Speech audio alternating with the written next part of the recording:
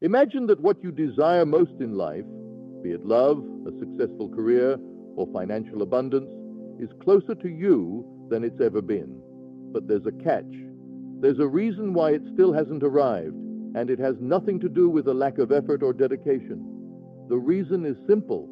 You're forcing it too much. I know what you're thinking. But I've worked so hard. I've done all the affirmations, I've visualized, I've walked in the assumption of my wish fulfilled as best I know how, and yet my desire is still far away. You might be feeling a certain spiritual exhaustion right now, a weariness from trying and trying again, only to watch it slip further away. This is exactly what I will explain today. Have you noticed that the more you try, the harder it gets? And even more, have you noticed that when you stop desperately trying, things seem to flow more easily? This is not a coincidence. There is a universal law that explains this, and it's what we're going to talk about today. True manifestation doesn't come from relentless effort. It comes from the art of letting it happen, letting go, the art of allowing, and this art is more powerful than you can imagine. It's not about giving up.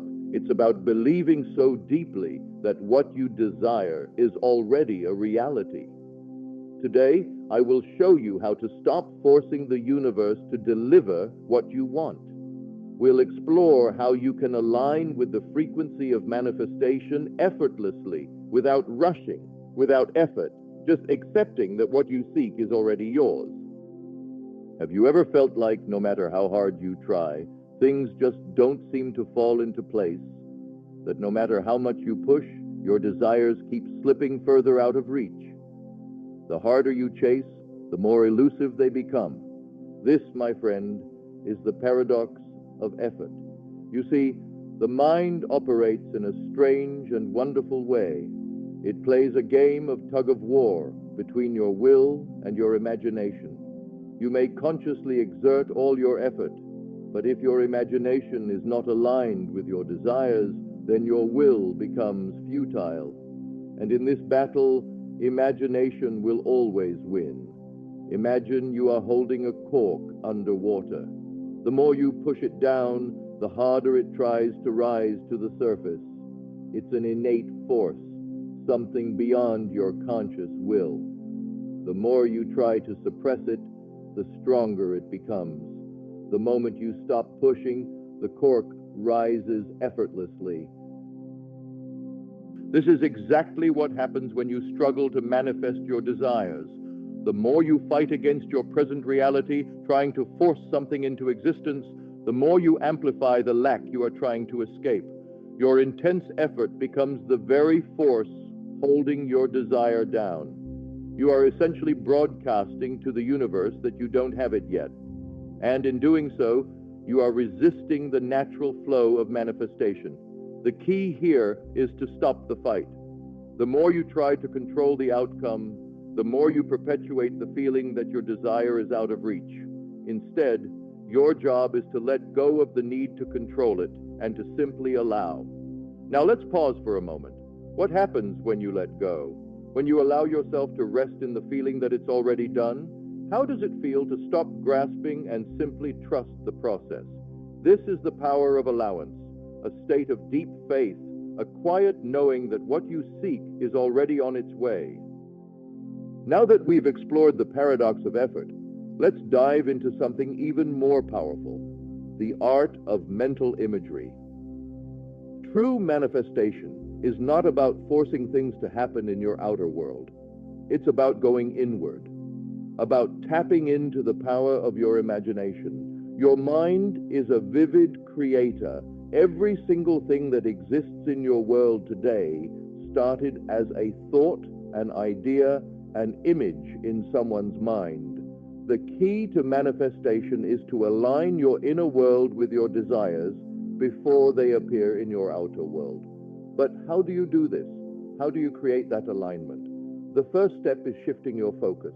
You must stop focusing on getting and start focusing on being. If you desire wealth, don't spend your days obsessively chasing money. Instead, ask yourself, what would my inner conversations be like if I were already wealthy? How would I see the world? What assumptions would I hold as true? You see, your true work is not to acquire what you want. It's to become the person who already has it. Imagine yourself as the successful version of yourself, the version that has already achieved everything you desire. What does that version of you think, feel, and believe? That's the version you need to connect with on a daily basis. So let's pause again and reflect. How would your life look if you truly believed that you already had what you desire? Think about it deeply. What shifts would occur in your thoughts, actions, and beliefs? This is the essence of living in the end, the assumption that what you want is already yours, and living from that assumption. Now that we've established the power of mental imagery and the importance of aligning with your desired reality, let's delve deeper into the most important part of manifestation: feeling fulfilled. You might think that to manifest your desires, you need to constantly visualize, affirm, or push yourself toward them. But the real secret to manifestation lies in the feeling of satisfaction, a state of peaceful, quiet knowing that your desire is already fulfilled. Think about it like this. When you've just had a wonderful meal, you don't continue to stare at the menu, anxiously waiting for the food to arrive. No, you are satisfied. You are at peace. There's a sense of contentment in your body, a knowing that it's done. That is exactly the feeling you must carry throughout your day when it comes to your desires.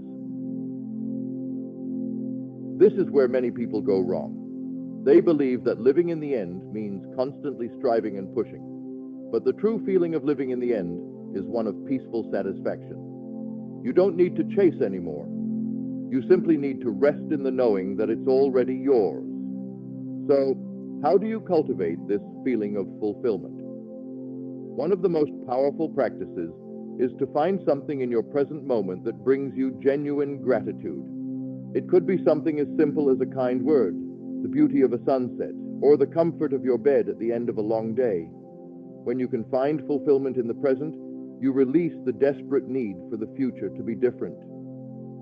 Now, let's pause for a moment. Take a deep breath and think about something, anything, in your life that you can be genuinely grateful for right now. Feel that warmth of gratitude in your chest. That's the energy you need to carry with you every day. As we come to the end of this exploration, I want you to reflect on everything we've discussed today. You've learned that the key to manifestation is not about forcing or chasing your desires. It's about allowing them to come to you, naturally, through the art of letting go. The true work is to feel the reality of your desire as if it has already been fulfilled. It's to shift from a place of lack to one of quiet confidence, knowing that your desires are already on their way. Once you understand this and practice it, you'll see that manifestation becomes effortless. I've shared the keys to moving from forceful striving to peaceful allowing. Shift your focus from getting to being, the person who already has what you desire. Live in the end, not with anxiety, but with the peaceful satisfaction of knowing it's done. Cultivate fulfillment in the present moment so that your future desires have room to come to fruition. And now, I want to leave you with a final thought. The most powerful state you can reach in life is one of detachment. Not indifference, but trust. Just like the farmer who plants a seed and knows it will grow, you must plant your desire and trust in the law of manifestation. You've done your part, now allow it to unfold naturally. Your next step is to practice what we've discussed. Take a moment today to feel the peace and satisfaction of your desires already being fulfilled. Let that feeling become your anchor, and when doubts arise, retreat to your mental sanctuary. It's time to stop forcing. It's time to let go and allow.